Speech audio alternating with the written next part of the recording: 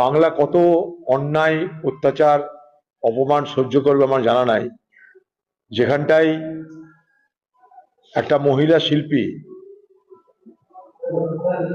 তাকেও আজকে হেনস্থা হতে হচ্ছে, অপদস্থ হতে হচ্ছে তৃণমূলের কতগুলো নপুংসক নেতার খামখেয়ালি ইচ্ছা অনিচ্ছার কারণে। বাংলার মুখ্যমন্ত্রী, আপনি নিজেকে শিল্পী বলে তো অনেক কবিতা টবিতা লিখছেন, গান টান করছেন, আপনার দলের লোকেরা যে অন্যায়টা করছে আরেকটা মহিলার প্রতি, শিল্পীর প্রতি, তা আপনি যদি সমর্থন করেন তাহলে বলেন হ্যাঁ ঠিক করেছে, আর যদি বলেন আমি সমর্থন করি না, নিন্দা করি, সেটাও আপনি স্পষ্ট করে বলুন। বাংলার মানুষ আপনার কাছে জবাব চাইছে। মন্দির মসজিদে রাজনীতি তো সারা মুর্শিদাবাদে নয়, সারা দেশে তো তাই হচ্ছে। একদিন বাবরি মসজিদ, রাম জন্মভূমি নিয়ে ভোট হলো, বাংলায় চলে এলো জগন্নাথ মন্দির, চলে আসছে মহাকাল, চলে আসছে দুর্গাঙ্গন। সেখানে একটা মসজিদ হলে আর আপত্তির কি আছে? সবই কি মন্দিরই হবে? সেখানে মসজিদও হবে। মন্দির যদি সরকারি টাকায় হয় আর মসজিদ যদি ধর্মপ্রাণ মুসলমান সমাজের সেবায় হয়, দানে হয়, ক্ষতি কোথায়?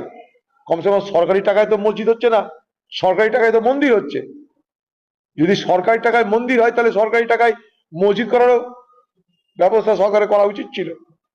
কিন্তু সেখানে যদি কোনো মুসলমান সম্প্রদায়ের মানুষ স্বেচ্ছায় শত পবিত্র হয়ে তারা যদি মসজিদ করার জন্য দান করে, তাহলে আপত্তি তো কিছু থাকতে পারে বলে আমার জানা নাই।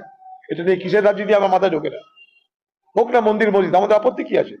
তার সঙ্গে সঙ্গে আরো কাজও হোক, মন্দির হোক, মসজিদই হোক, পাশাপাশি সাম্প্রদায়িক সম্প্রীতি বজায় থাকুক, রুটি রুজি, স্বাস্থ্য, শিক্ষা সব হোক, আমরা চাই।